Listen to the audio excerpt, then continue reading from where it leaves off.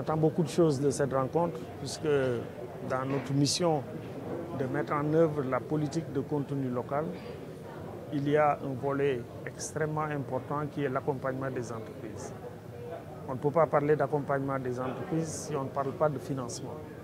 Je dis souvent que l'accompagnement revêt au moins 3 aspects: au niveau de la capacitation des ressources humaines, au niveau de la capacitation technique des entreprises, mais également au niveau de la capacitation financière.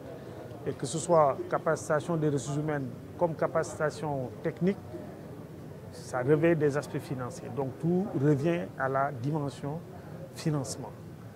C'est extrêmement important pour nous puisque pour pouvoir accéder à ces opportunités-là offertes par le cadre légal, les entreprises ont besoin d'être accompagnées, financièrement parlant, comme je viens de le dire. Et donc, l'industrie dans laquelle nous nous trouvons, comme vous le savez, est une industrie très capitalistique, mais aussi très, très exigeante en termes de normes ou de qualité, de respect de délais, etc. Ce qui fait que certains travers n'ont pas leur place dans les opérations. Je veux dire, par exemple, aujourd'hui, au niveau du déroulement des opérations, une des contraintes majeures est la rapidité et le respect des délais.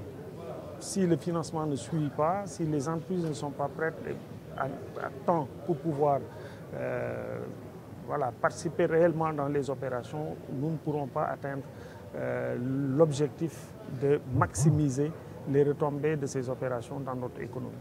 Et pour cela, l'instrument financier mérite d'être revu, au moins adapté. Le docteur Général disait tout à l'heure que le financement c'est le même, quels que soient les secteurs, oui, mais le secteur de l'oil et gaz exige un plus. Il faut de la rapidité dans la mise en place de ces instruments de financement. Il faut peut-être aussi ajouter une dimension spécifique qui prenne en compte la particularité du secteur de l'oil and gaz pour pouvoir donc accompagner les entreprises dans cette œuvre-là. Parfait, vous avez lâché le mot. Notre slogan, c'est de créer des champions nationaux.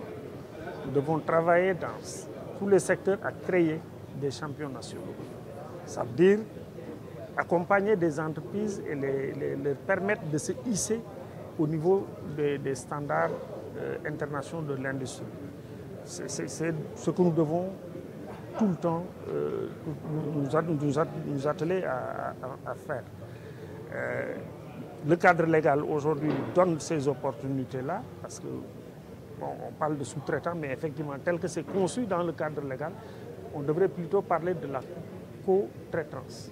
Parce que dans les régimes qui sont définis, il y a un régime mixte, il y a un régime exclusif, mais dans le régime mixte, le législateur est allé jusqu'à fixer le niveau de participation des entreprises locales dans les joint ventures, dans les associations qu'ils ont mises en place. Et ça, c'est fixé par la loi.